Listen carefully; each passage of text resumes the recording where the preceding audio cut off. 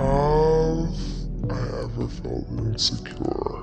I still feel insecure all the time. I feel like it's just a part of being a human being. I feel like I just learned that normal is very boring, and I feel like I'm not normal, and I'm blessed to be not normal and just be different. And I feel like if you're different, or if you think something about you is just weird and out of the ordinary, I think that's so dope.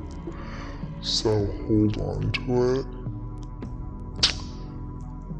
I feel like being bullied for so long at such a young age, it has made me so strong, and I feel like I shouldn't be this strong at 18, but I definitely have my weak moments, but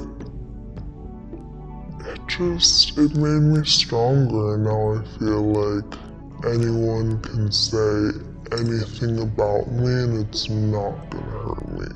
My one piece of advice, if you're being bullied, is to, one, talk to somebody.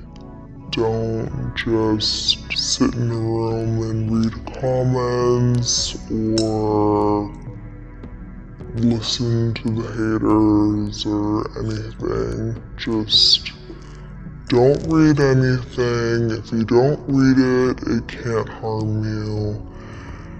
And just focus on being successful and doing you and kill 'em with success.